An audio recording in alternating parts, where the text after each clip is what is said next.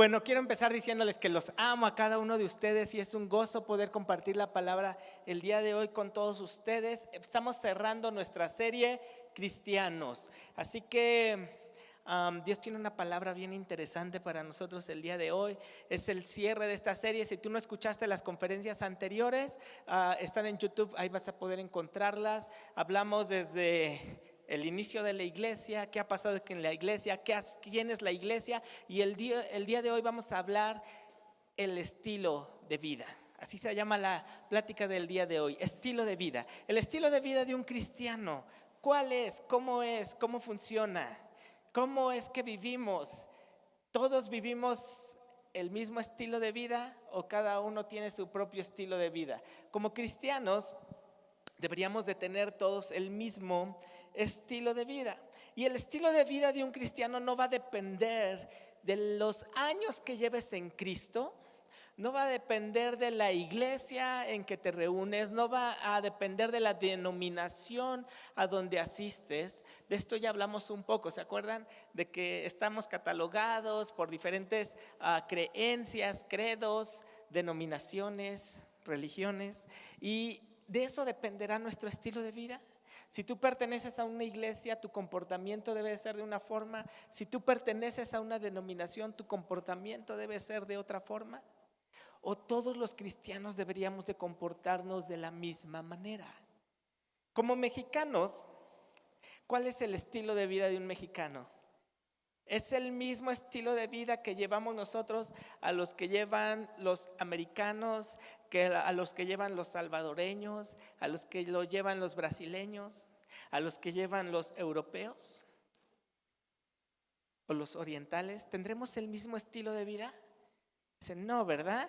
Todos de alguna u otra manera conocemos gente de otros países o tal vez hasta de otros continentes en donde dices, nuestro estilo de vida es diferente por la situación que se vive socialmente, económicamente, por el tipo de clima que existe en otros lugares. El estilo de vida va cambiando. Ayer tuvimos un espectáculo, más o menos porque estuvo un poco nublado, ¿verdad? Pero a mí algo que me impresionaba es decir, bueno, aquí en la ciudad se supone que se tapó el 75% del sol y la verdad yo no veía como que se oscureciera y decía, con una cuarta parte del sol pareciera que está el sol brillando completamente. ¿No les pasó eso? Que decían, bueno, como que yo no veo mucha diferencia. Sí está nublado y parece un día normal, pero eso me recordaba, porque estaba estudiando, países, lugares en donde las noches o los días duran días o meses, ¿no? Donde dicen, bueno, es que aquí tienes que bajar las persianas cuando es de noche porque el sol sigue brillando a las 2 de la mañana. ¿Se imaginan eso aquí en nuestro país? Que tú llegaras y a tu casa a las 9 de la noche con el sol, te fueras a dormir con el sol y despertáramos con el sol. No, ¿verdad? No estaríamos acostumbrados a este estilo de vida, pero ellos ya se les hace algo normal y tienen cierto estilo de vida. Así el cristianismo debería tener un estilo de vida, porque como hijos de Dios, como tenemos una nacionalidad que es el reino de Dios, deberíamos de comportarnos de cierta manera. En el reino de Dios existe una economía, existe una cultura donde todos tenemos en teoría eso y deberíamos de vivirlo de la misma manera, cada uno de nosotros, no importando cuánto tiempo tienes de cristiano, no importando dónde te reúnas, no importando la denominación en donde estés. El problema está en que el hombre se ha encargado de cambiar todo esto, de ir diciendo y poniendo las pautas de cómo se debería de comportar, de cómo deberíamos de hacer las cosas, de cómo deberíamos de vestirnos, de cómo deberíamos de hablar. Y quiero que me acompañes a Primera de Juan, capítulo 2. Y esto lo vimos desde el principio. Fue unos versículos que los estuve dando durante toda esta serie. Primera de Juan, capítulo 2.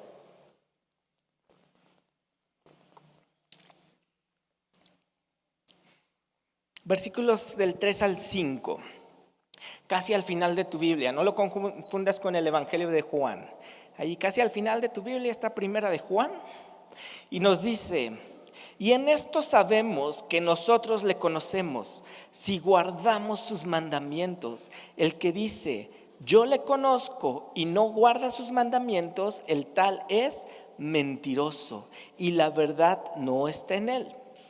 Pero el que guarda su palabra, en este verdaderamente el amor de Dios se ha perfeccionado.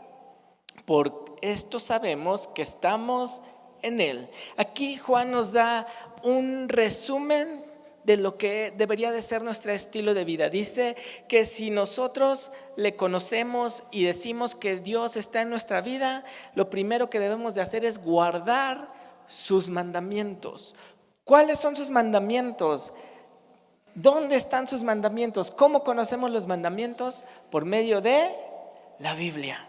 Ahí están todos sus mandamientos.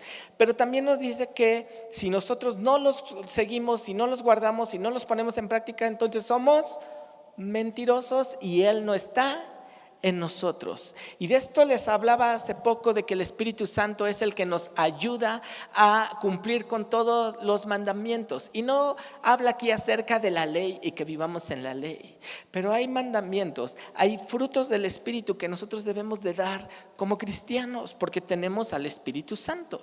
Y cuando Él mora en nosotros, día a día tenemos que ir dando frutos. Frutos en la carne, porque aún no muere nuestra carne, o frutos en el Espíritu, porque el Espíritu Santo es el que reina y mora en nosotros. El estilo de vida, me fui a buscar qué era estilo. Y bueno, ya saben que internet es bien gracioso y me empezaron a salir cosas bien raras, interesantes algunas, pero mejor tuve que ir a poner definición de estilo y me tuve que ir ahí a la academia, a la Real Academia, y encontré esto: modo, manera, forma de comportamiento. El estilo es el modo, manera, forma de comportamiento, el uso, la práctica, las costumbres, la moda. Por eso me salían cosas raras, porque lo relaciona mucho con la moda. Entonces ya saben que te empiezan ahí a parir así: ¿en serio esa es la moda de hoy? Y la tercera definición que encontré es la que se me hizo más interesante: conjunto de rasgos peculiares que caracterizan a una persona o una cosa. Conjunto de rasgos peculiares que te caracterizan. Ese es el estilo, el conjunto de rasgos. Entonces podríamos hablar de la moda. Por eso se enfoca ahí. Si tú volteas a ver, cada uno tiene su propio estilo. Cada uno se viste a su comodidad. Algunos se visten en la tendencia, en el color que ahorita se debe de usar por ser la temporada, etc. El peinado. ¿Cuántos han visto esos peinados de los 60, 70, 80? Los nuevos peinados, ¿verdad? Estilos que pasaron. Pero si nos vamos por ese segmento, vamos a ver que van cambiando. Cada década va siendo diferente. Cada siglo obviamente va cambiando aún más. Y los estilos se van acomodando a las tendencias. ¿Así será la vida del cristiano? ¿Se tendrá que ir acomodando a la tendencia, a la moda? ¿Se tendrá que ir acomodando estamos en el siglo XXI y en el siglo XVIII el estilo de vida era otro, y en el siglo IV el estilo de vida de un cristiano era diferente? ¿O el estilo de vida de un cristiano se tuvo que mantener desde Jesús hasta el día de hoy? ¿Cómo debería de ser? Yo creo firmemente que el estilo de vida lo vino a poner Jesús. Él fue el ejemplo y por eso nos dice: imítenme a mí, sigan mis pasos, sigan lo que yo hago. No importa que haya sido en el primer siglo donde yo estuve, no importa que haya sido en el quinto siglo, en el 10º, no importa que estemos en el siglo XXI, no importa que estemos en el siglo 30. El estilo de vida del cristiano, el estilo de vida debe de ser el mismo, porque Él nos puso las pautas, lo que debemos de hacer, nos puso los mandamientos, nos puso un camino que debemos de seguir. Y a veces eso lo pasamos de alto. Y el problema es que el cristianismo moderno, los cristianos de este nuevo siglo, ahora se dedican más a estar pensando en cómo me debo de comportar, cuáles son los mandamientos que debo de seguir, y hacen lo que no se les mandó, hacen lo que no se les ordenó, y estamos llenando el cristianismo de cosas que realmente estorban al estilo de vida que puso Jesús. Hoy en día el cristiano se está preocupando más por cuándo será el fin del mundo. ¿Cuántos escucharon esa noticia de que ayer se iba a acabar el mundo? Porque había una guerra con Israel, o bueno, hay una guerra con Israel, y el sol se hizo en tinieblas. Y entonces ayer era el fin del mundo. Porque si tú vas leyendo las escrituras, pues sí, se cumplían varias cosas que ahí dice. Entonces muchos dijeron que ayer se acababa el mundo. Y eso es lo que Dios nos mandó a hacer. Ese es el estilo que debemos de llevar, estar persiguiendo cuándo se acaba el mundo. Otros nos dedicamos a decir, bueno, el estilo de vida de un cristiano es que los cristianos no pueden comer estas cosas, no pueden beber, los domingos se van a la iglesia, tienen que vestirse de cierta manera. Y entonces empiezan a formar un estilo de vida del cual Jesús no nos habló. Del cual Jesús dice, no, es que esos no son los mandamientos que yo te mandé a hacer. Creamos religiones y pensamos que es el estilo de vida que debemos de llevar. Y la verdad es que el mundo ya nos tiene como encasillados de ciertas formas en que tenemos que comportarnos, en ciertas formas que tenemos que hacer, y entre los mismos cristianos de pronto caemos en esto. ¿No? ¿Sabes qué? Es que sí eres cristiano, pero no pareces porque haces esto, te vistes así, y un cristiano no lo debe de hacer.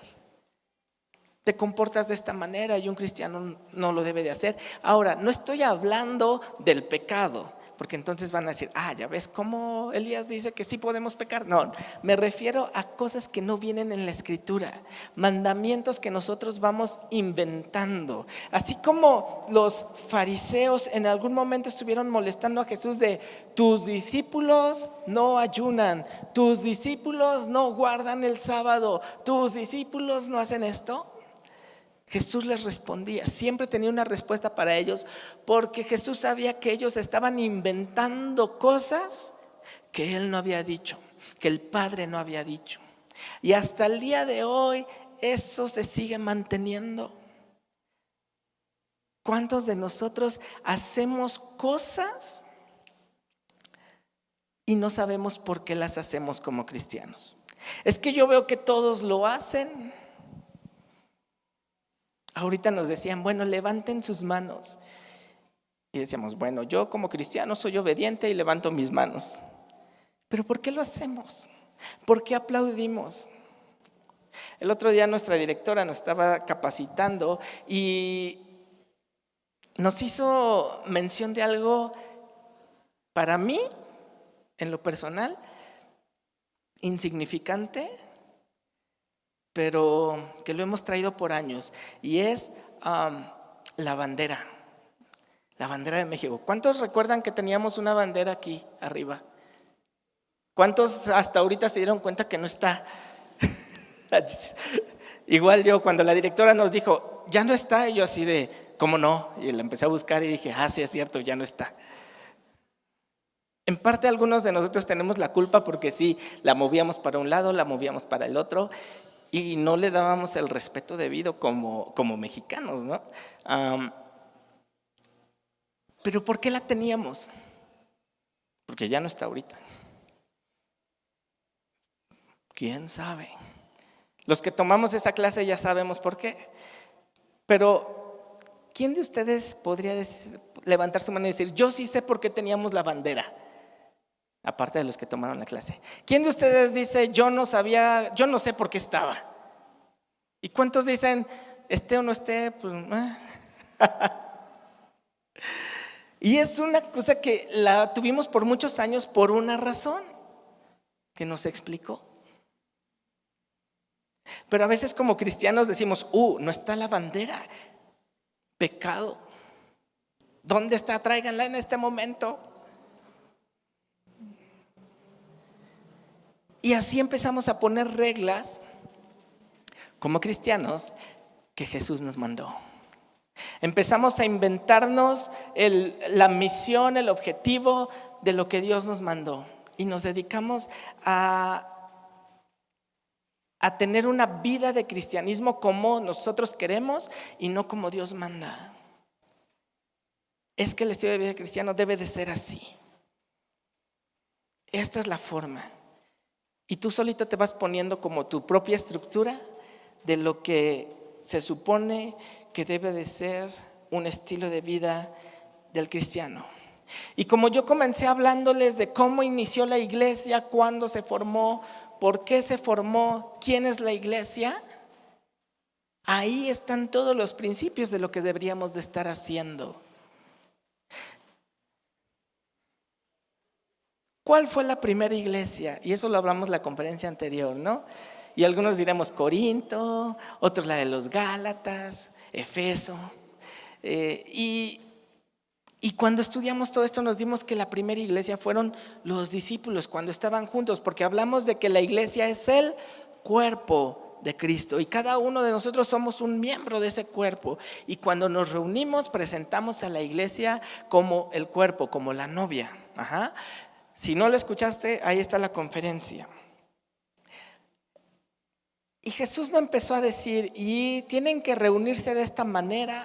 Y la estructura cuando se reúnan el día domingo tiene que ser así. Jesús no nos dijo, tienen que reunirse el día domingo. ¿Por qué nos reunimos el día domingo? ¿Por qué no nos reunimos un lunes? ¿Por qué no nos reunimos el sábado?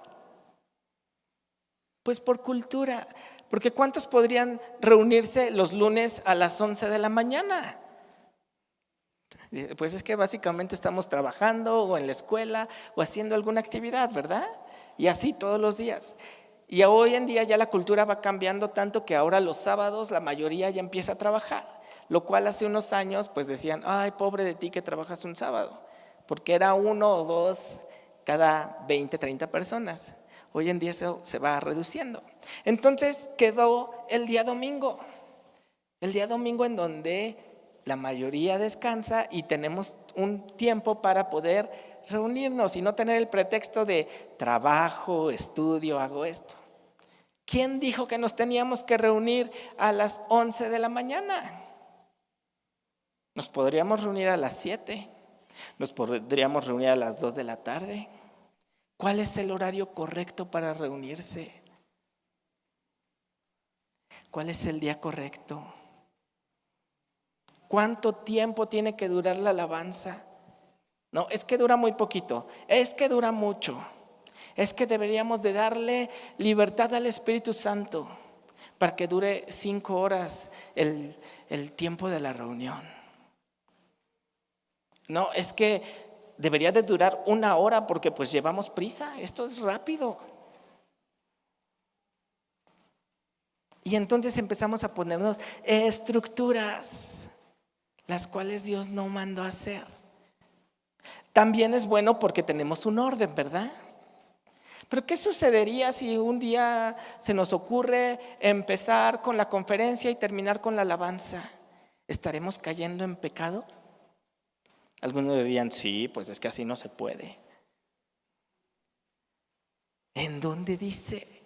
¿Dónde Jesús dijo, así tienes que llevar la reunión?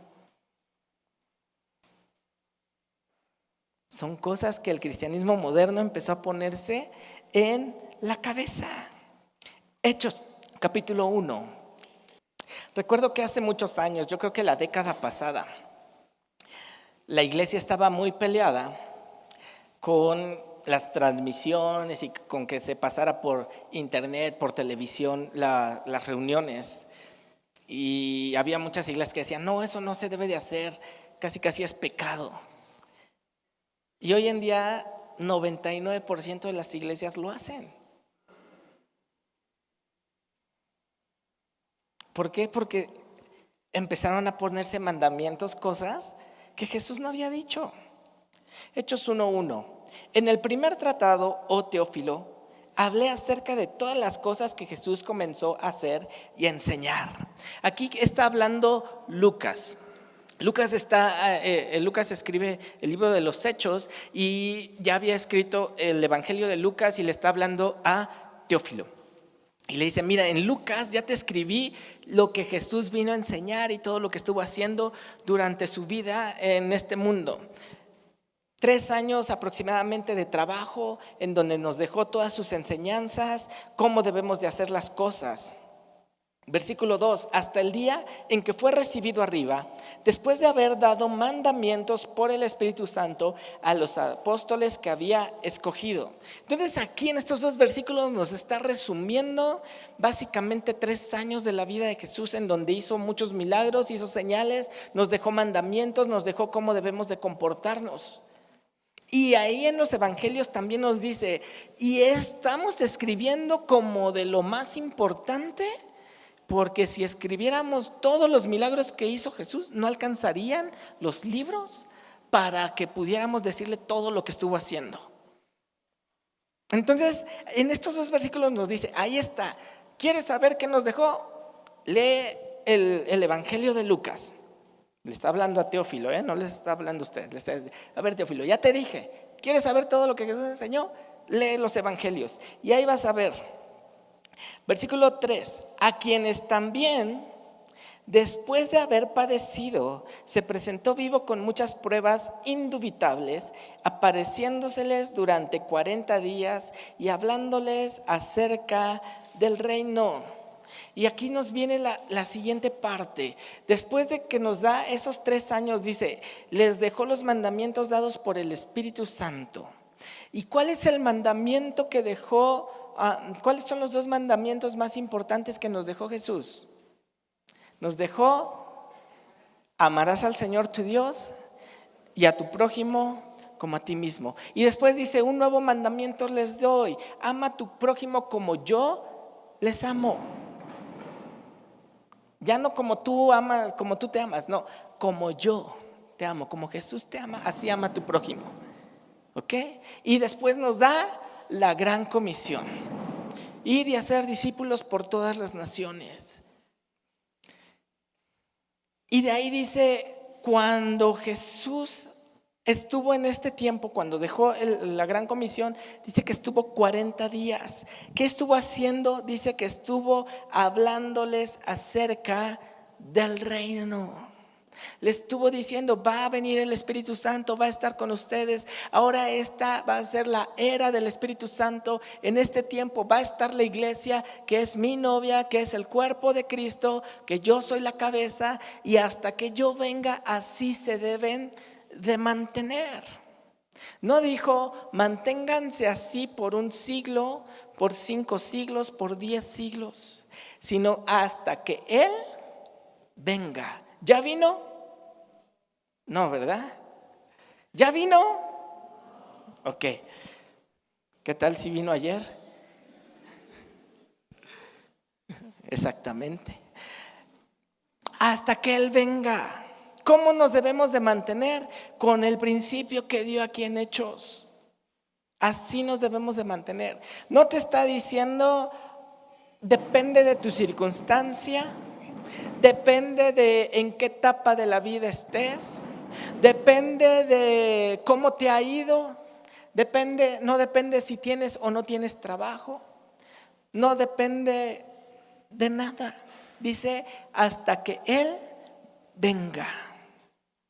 Así es como debemos de estar. Dice, hablándoles acerca del reino. Jesús en 40 días consolidó, reafirmó lo que debemos de estar haciendo.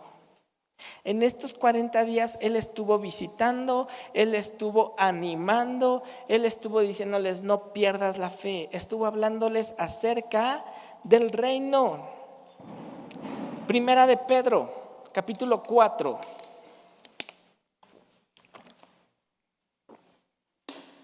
Casi al final de sus Biblias. Primera de Pedro, capítulo 4, versículos del 1 al 6.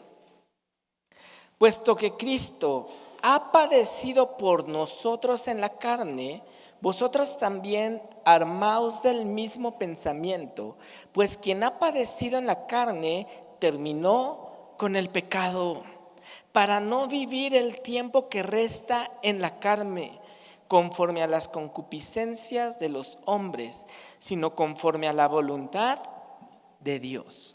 Entonces, lo primero que debe de caracterizar al cristiano en su estilo de vida es que ya no vive en la carne, ya no vive en el pecado, porque ahora Cristo vive en mí, el Espíritu Santo vive en mí.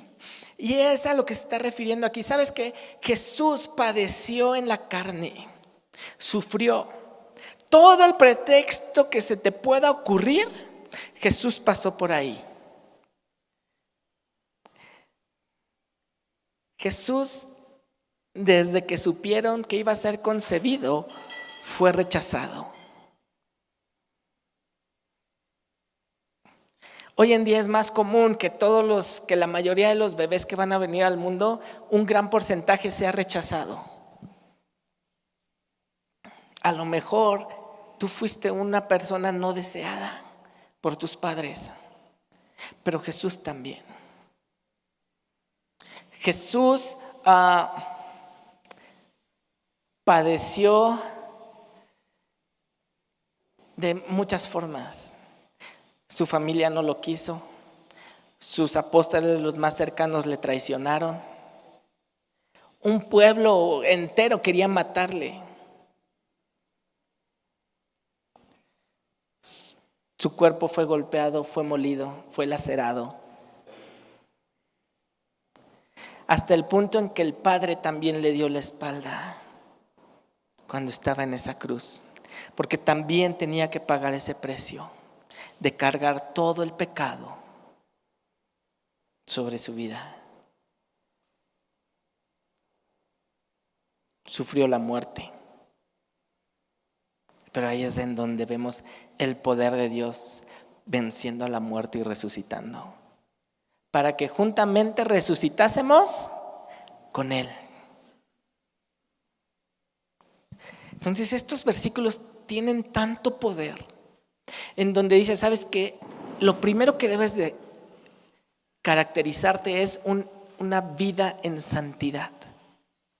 No porque tú puedas ser santo, no porque tú puedas guardarte del pecado, sino porque el Espíritu Santo mora en ti y te ayuda a vencer todas las tentaciones. Cuando está esa tentación, tú no debes de esforzarte por vencer la tentación. Tú debes de ir y buscar al Espíritu Santo para que te ayude a vencer esa tentación. Y a veces ese es el error que cometemos. Decimos, en mis fuerzas voy a poder, en mis fuerzas voy a poder. Voy a salirme de este lugar, voy a cerrar mis redes sociales, voy a cambiarme de empresa, voy a cambiar mi teléfono para cubrir tentaciones, para alejarme de ellos. Pero si lo haces en tu fuerza, tarde o temprano vas a terminar cayendo, porque lo que necesitas es al Espíritu Santo y necesitas fortalecerte en el Espíritu Santo. Y esto solo lo vas a lograr meditando en la palabra, orando, ayunándote, congregándote. Esa es la forma en que vencemos al pecado. Versículo 3. Baste ya el tiempo pasado para haber hecho lo que agrada a los gentiles, andando en lascivias, concupiscencias, embriagueces, orgías, disipación y abominables idolatrías. A esto les parece cosa extraña, pero vosotros no corráis con ellos en el mismo desenfreno de disolución y os ultrajan, pero ellos darán cuentas al que está preparado para juzgar a los vivos y a los muertos. Y esto es otra característica del cristiano, del estilo de vida de un cristiano. Dice, tú que andabas en esas cosas del pecado, tú que eras el primero en andar pecando, ahora ya no más, porque ahora vives en Cristo. Cristo vive en ti. Y todas esas personas no te creen que ya hayas cambiado. No te creen que ya no vayas a esos lugares. No te creen que ya dejaste de hacer lo que hacías. No te creen. Y por eso te ultrajan, por eso te molestan, por eso se apartan de ti. Porque ya eres aburrido, porque ya no vas con ellos, porque ya no haces lo que ellos hacen. Ese es el estilo de vida de un cristiano. Ya no somos más esclavos del pecado, sino santos, apartados para Dios. Tenemos una nueva ciudadanía. Ahora somos representantes del reino. Nos ha hecho reyes y sacerdotes para nuestro Dios. ¿Nos estamos comportando realmente como sacerdotes del hogar, varones? ¿Nos estamos comportando como embajadores del reino, siendo luz en medio de tinieblas? Regresemos a Hechos, capítulo 1. Entonces, Jesús resucita, está 40 días con ellos, le deja los mandamientos, les deja la promesa y mira lo que les dice en el versículo 4. Y estando juntos, les mandó que no se fueran de Jerusalén, sino que esperasen la promesa del Padre, la cual les dijo: oísteis de mí, porque Juan ciertamente bautizó con agua, mas vosotros seréis bautizados con el Espíritu Santo dentro de no muchos días. ¿A qué los mandó? A que fueran llenos del Espíritu Santo, pero que se mantuvieran juntos, unánimes, no pasivos. Y eso es algo que de pronto nos sucede como cristianos. Dios nos promete algo y nos quedamos pasivos esperando esa respuesta. Dices: no, yo no me mantengo pasivo, yo estoy orando constantemente por eso. Sí, pero Jesús no nos dijo: espera a que se cumpla la promesa, espera a que el Espíritu Santo te visite y ahí hasta que pues un día va a llegar. Dice que nos mandó a estar juntos, unánimes. Y mira lo que dice más adelante en el versículo 14. Todos estos perseveraban unánimes en oración y ruego con las mujeres y con María, la madre de Jesús, y con sus hermanos. Y en el capítulo 2, versículo 1 nos dice: cuando llegó el día de Pentecostés, estaban todos unánimes, juntos. Unánimes, en unidad. ¿Qué es lo que deberíamos de estar trabajando como cristianos? ¿Cuál debería ser nuestro estilo de vida? Buscar la unidad. Todos nosotros deberíamos de estar buscando la unidad con nuestros hermanos. Primeramente, la unidad en familia. Porque una casa dividida no prospera. Una familia dividida no prospera. Primero con mi esposa, con mis hijos, unánimes, juntos en oración. Que todos podamos en nuestras casas realmente tener nuestro altar de oración, nuestro devocional.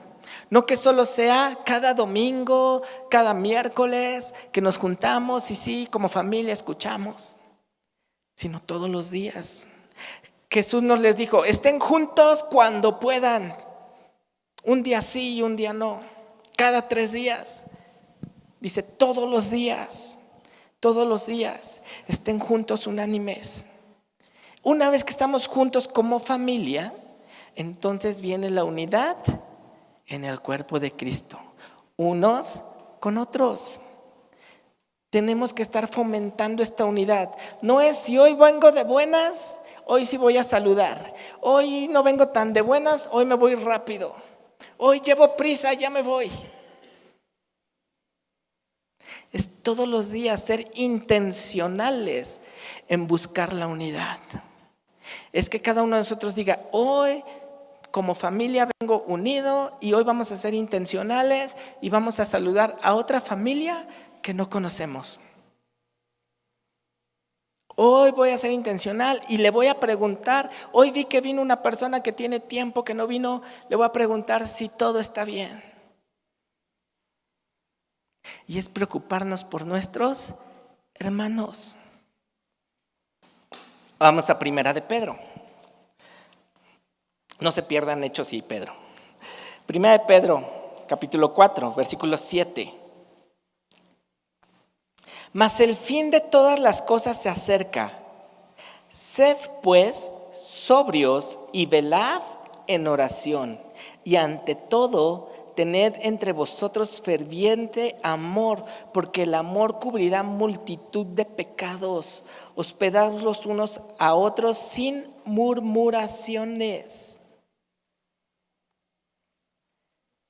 Dice, ¿sabes qué? Sí, el fin de los tiempos está cerca. Entonces, lo que debemos de hacer como cristianos, nuestro estilo de vida, como les decía hace un momento, no es estar pensando cuándo es el fin del mundo. Dice, ¿sabes qué? Sí está cerca. Entonces, sé sobrio y vela en oración. Y lo siguiente nos vuelve a recalcar, ténganse ferviente amor unos a otros. Porque el amor cubrirá multitud de pecados.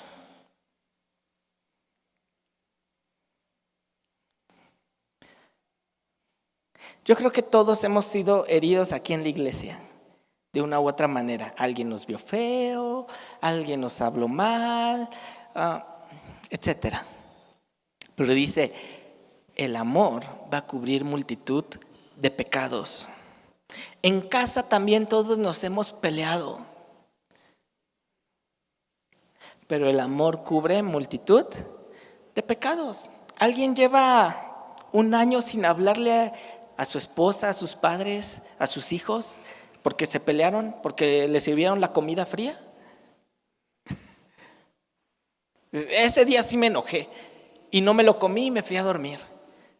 Y desde ahí llevo un año sin hablarle. ¿Por qué perdonamos que nos sirvan la comida fría? ¿Por qué perdonamos que nos hayan regañado sin ser los culpables ahí en casa? Porque nos amamos. Y dices, bueno, te perdono. ¿Por qué perdonamos al que se comió el pastelito que habías guardado en el refri? Porque les amamos. El otro día estamos mi esposa y yo tomando café después de la comida y en eso nos regalaron un pan y entonces lo abrimos, pero despacito para que no se oyera la envoltura. Ya, ahí lo abrimos y en eso llega Emma. ¿Pan? ¿Pan? Agarró todo el pan y se lo llevó. Y mi esposa y yo nada más con el café en la mano. Desde ese día no le hablo a Emma.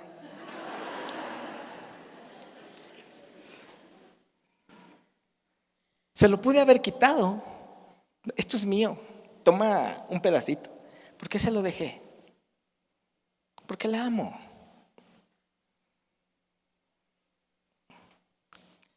Eso es a lo que se refiere. El amor cubre multitud de pecados.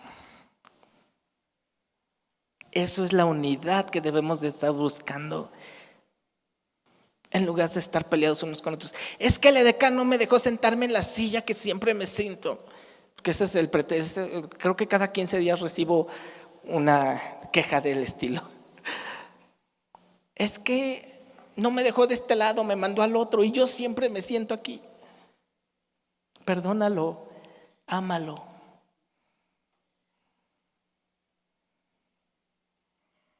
Es que no cantaron la canción que a mí me gusta. Perdónalos, ámalos.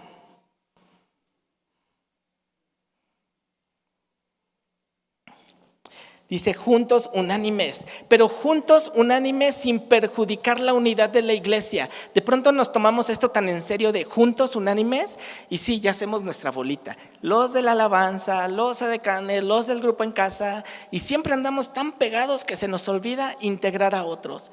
No, a ellos no porque son del otro grupo en casa. No, a ellos no porque son nuevos. que los busque alguien más. Y siempre estamos buscando a las mismas personas, porque ya tenemos una unidad. Pero que esa unidad no estorbe para las nuevas personas que van llegando, para que se integren más personas al cuerpo de Cristo. Que podamos realmente estar unidos. El otro día tuvimos capacitación y comimos todos juntos. Y todos traen sus platos bien ricos, deliciosos, sus guisados. Y ya cuando acabamos de dar la plática, me fui a la palapa. Y cuando llego a la mesa donde estaba mi esposa sentada, ya estaba llena. Solo quedaba mi lugar. ¿Y quién creen que estaba sentado en mi mesa? Bueno, aparte de mis hijos, Elena y sus nuevas amigas. Unas niñas adolescentes, niñas y adolescentes. Y ese día comimos con ellas. Pude haber dicho, no, aquí se sientan los líderes conmigo. Aquí se sienta gente adulta conmigo. ¿Por qué dejamos que estuvieran ahí? Porque son parte del cuerpo de Cristo y las amamos. Y nos pasamos un buen tiempo ahí platicando y escuchaba todo lo que se platicaban. Y a veces es lo que hacemos, vemos una mesa llena con adolescentes o niños y decimos, no, yo mejor me siento en la banca, en lugar de ir y platicar con ellos. Hay una persona solita en una mesa y todos bien apretados en las otras, y de todos modos yo, como no conozco a la persona, mejor me voy, en lugar de fomentar la unidad. Y eso es a lo que nos llamó 1 Pedro 4:10, ahí adelante. Cada uno según el don que ha recibido, ministrelo a los otros como buenos administradores de la multiforme gracia de Dios. Cada uno de ustedes tiene un don que Dios les dio. Todos, lo repito, todos tienen un don. Si alguno habla, hable conforme a la palabra de Dios. Si alguno ministra, ministra conforme al poder que Dios da, para que en todo sea Dios glorificado por Jesucristo, a quien pertenecen la gloria y el imperio por los siglos de los siglos. Amén.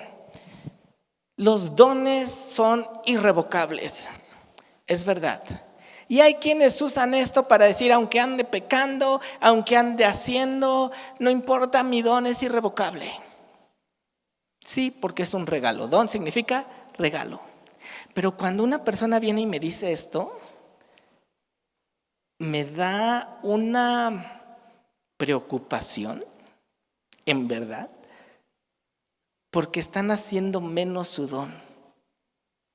¿Por qué hacen menos su don? Porque en lugar de estarlo usando para la gloria de Dios, en lugar de estar ayudando a los hermanos, andan en pecado, no andan cumpliendo con el don, no tengo tiempo para dar el don, pero el don es irrevocable. Ok, un día vas a estar enfrente de Dios, Él va a estar parado ahí en su trono, te va a dar un juicio y te va a decir, ¿qué hiciste con este don? Y lean la parábola. Y entonces por eso me da pesar, porque vas a tener muchos pretextos. Es que no tuve tiempo, es que en la iglesia no me dejaron trabajarlo, es que, etcétera. Pero Dios sabe la verdad de por qué no lo usaste. ¿Por qué no estás usando el don que Dios te dio? Porque estoy muy chiquito, porque soy un niño, porque soy un adolescente, porque mira los problemas en mi casa. Ese va a ser el pretexto que le vas a poner a Dios. O si lo usaste para tu beneficio, para que todos me vean, para caerle bien a todos.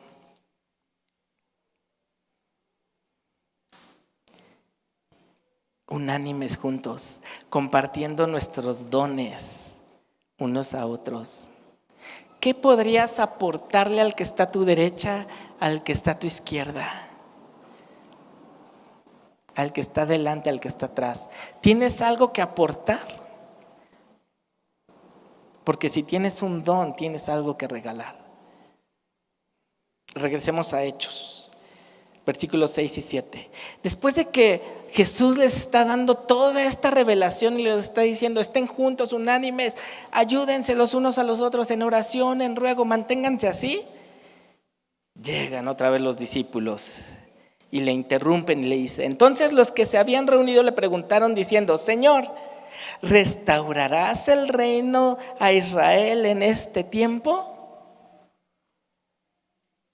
¿Se imaginan Jesús dándoles toda esa revelación y de repente: oye, pero si vas a restaurar el reino en este tiempo? Y les dijo, y le faltaría agregarle, y se enojó y les dijo: no os toca a vosotros saber los tiempos o las sazones que el Padre puso en una sola potestad. Todo aquel que te diga: yo sé cuándo va a ser el fin del mundo, es un mentiroso. Porque Jesús dijo claramente que ni él mismo lo sabía, solo el Padre. Y la Biblia no miente y no se equivoca. O entonces Dios es mentiroso y le va a revelar a alguien cuándo es el día y la hora, o el que lo está diciendo es un mentiroso. ¿Quién será el mentiroso? ¿Dios o la persona? Entonces no nos dejemos engañar, porque nadie lo sabe. Por eso aquí Jesús le dice: a ver, entiendan de una vez por todas, nadie lo sabe, solo el Padre. Y les cambia el tema. Por eso viene el pero, ¿no? Siempre que estamos hablando de algo: sí, está bien, pero... A ver, vamos a concentrarnos. Recibiréis poder cuando haya venido sobre vosotros el Espíritu Santo, y me seréis testigos en Jerusalén, en toda Judea, en Samaria y hasta lo último de la tierra. Los vuelve a centrar a lo importante. Lo importante no es cuándo va a venir, cuándo es el fin del mundo. Lo importante no es cómo está la iglesia en su estructura. Lo importante no es cuántas reuniones tienes. Lo importante no es cómo te vistes. Lo importante no es nada de lo que el hombre inventa. Dice: lo importante es que estén juntos unánimes, esperando al Espíritu Santo. Recibiréis poder, dunamis. ¿Ya tienes ese poder? Ya tienes al Espíritu Santo, y esa evidencia de ese poder, de cuando tú hablas, realmente el Espíritu habla a través de ti. Porque si no lo tienes, entonces debes de estar esperando juntos, unánimes en oración y ruego. Porque una vez que tienes ese poder, dice: me seréis testigos.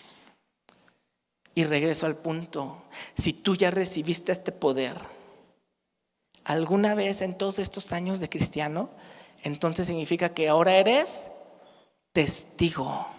Pero también nos dice: no contristéis al Espíritu Santo, no apagues al Espíritu Santo. Y a veces es lo que sucede. Nos avivamos y estamos fervientes, pero de pronto los afanes, el trabajo, los hijos, la escuela, el día a día te van apagando. Eras un gran servidor y estabas en X cantidad de ministerios, pero de pronto ya me cansé, necesito un receso, y te vas apagando. Eso no es ser testigos. Aquí en Hechos, la palabra testigos viene del griego martus, que viene de mártir. ¿Y quién es un mártir? Es una persona que sufre hasta la muerte por defender sus ideales, su convicción. A eso se refiere testigo. Cuando recibas el poder del Espíritu Santo, te vas a convertir en una persona que va a defender lo que Dios hizo en tu vida hasta la muerte. ¿Estamos dispuestos a hacerlo? Y unos decimos: sí, Señor, hasta la muerte. Pero reviso mi calendario. pero tengo mucho trabajo. Pero ya en serio, el próximo año, termino estos proyectos y ahora sí, déjame jubilo y entonces empiezo. Eso no es ser testigos. Un testigo es el que realmente dice: lo voy a dejar todo. Y por eso Jesús en sus enseñanzas nos dejó tan claro. A un joven: lo sigo todo. ¿Qué más necesito hacer para seguirte? Véndelo todo. Y se fue triste. Llegaron otros y le dijeron: te vamos a seguir. Yo no tengo en dónde recostar mi cabeza. Y se fueron. Y les terminó diciendo: el que no niega a su padre y a su madre, el que no se deshace de todo eso, entonces no me puede seguir. Porque eso es realmente ser un testigo, un mártir. Y termino con esto. Hechos capítulo 7 nos habla de Esteban. Algunos dicen que fue el primer mártir.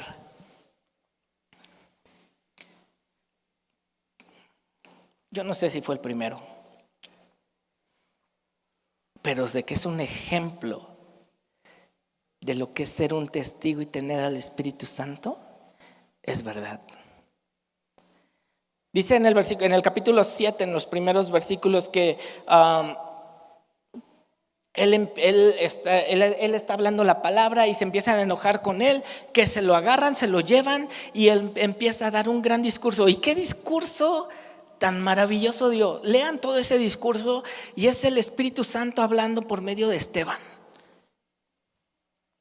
y confrontándoles. Una multitud iracunda, una multitud que está tan enojada que dice que crujían los dientes. ¿Has llegado a ese grado de enojo en donde aprietas tanto la mandíbula que cuando la abres dices: ¡ay, casi me rompo los dientes! Espero que ninguno haya llegado a ese grado de enojo. Pero dice que así estaban ellos, tan enojados por lo que estaba hablando. Y a veces nosotros: es que no le voy a hablar de Cristo porque me va a dejar de hablar. Es que ya no me van a invitar. Él estaba viendo una multitud enojada. Nos ha tocado ver aquí en el crucero cómo cierran, ¿verdad? Y a veces nos tocan personas bastante molestas que en algunas ocasiones, si recuerdan, han quemado trajineras. ¿Les gustaría enfrentarse con ellos? No, ¿verdad? Hasta damos la vuelta y decimos: no, yo no paso por ahí, yo mejor me voy a dar una vuelta de 1 hora que pasar por ahí. Bueno, él solo parado enfrente hablándole a esa multitud. Versículo 54.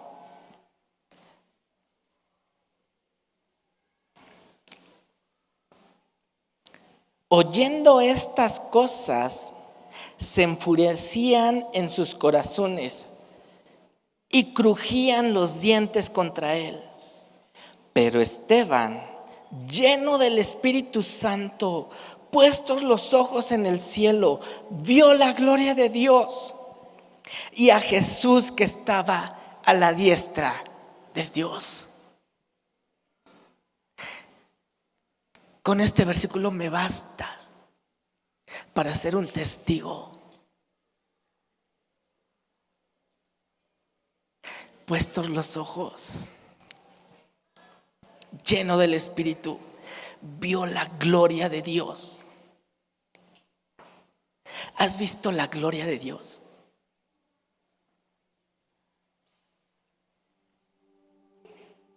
Cuando ves esto ya no quieres irte jamás. Y dijo: he aquí, veo los cielos abiertos y al Hijo del Hombre que está a la diestra de Dios.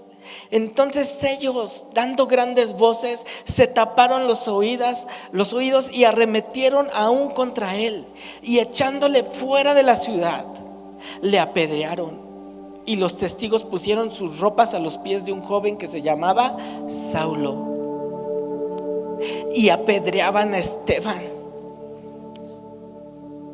mientras él invocaba y decía: Señor Jesús, recibe mi espíritu. Y puesto de rodillas, clamó a gran voz: Señor, no le tomes en cuenta este pecado. Y habiendo dicho esto, durmió. No dice murió, dice durmió. Porque esa es la esperanza que tenemos. Que cuando vamos a morir, nosotros vamos a dormir. Y siendo esos testigos fieles, veremos la gloria de Dios. Lo dejó todo. Unos capítulos atrás, 2 capítulos atrás, dice que Esteban tenía una heredad y la vendió y dio todo. Era un joven bien acomodado en la sociedad, porque ya tenía una heredad. Tenía su vida comprada. Podía vivir bien el resto de su vida, acomodado, sin deudas, sin problemas. Pero recibió al Espíritu Santo y dijo: yo quiero ser testigo. Lo vende y empieza a trabajar, a hablar acerca del reino. Y para su sorpresa, ¿cuál fue? Que lo mataron.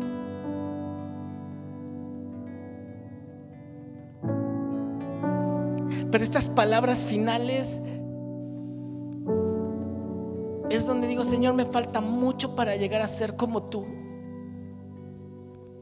Y apedreaban a Esteban mientras él y decía: Señor Jesús, recibe mi espíritu. Y puesto de rodillas, clamó a gran voz: Señor, no les tomes en cuenta este pecado, porque el amor cubre multitud de pecados. Pero aquí nos peleamos porque me vio feo, porque me habló mal. En lugar de decir: no le tomes en cuenta este pecado, porque yo le amo. Eso es ser un mártir, eso es ser un testigo. Lo que me hayan hecho, yo los voy a perdonar, porque el amor cubre multitud de pecados. Estemos unánimes, juntos, en oración y en ruego, perdonándonos unos a otros, sin murmuraciones, sin divisiones. ¿Te hicieron algo? Ve y lávale los pies. Señor, no les tomes en cuenta este pecado, porque lavar los pies de una persona que te ha herido, con la que estás enojada, con la que estás peleada, no va a ser fácil. Pero eso es lo que hemos sido llamados. Jesús le lavó los pies a Judas, sabiendo lo que iba a hacer. Y Jesús dio la vida por un Pedro que le negó, por un Judas que le traicionó. Dio la vida por ti y por mí. Y lo que nos dice es: yo quiero que hasta que yo venga se mantengan juntos, unánimes,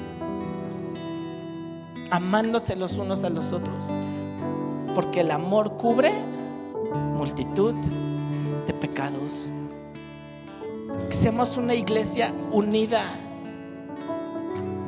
que nuestro sello sea una iglesia que se ama, no porque se abraza, no porque se besa, sino porque nos perdonamos los unos a otros, y no hay divisiones, y no hay contiendas, y no hay murmuraciones, porque recibimos al nuevo con mucho amor, como nuestros hermanos. Pongámonos en pies.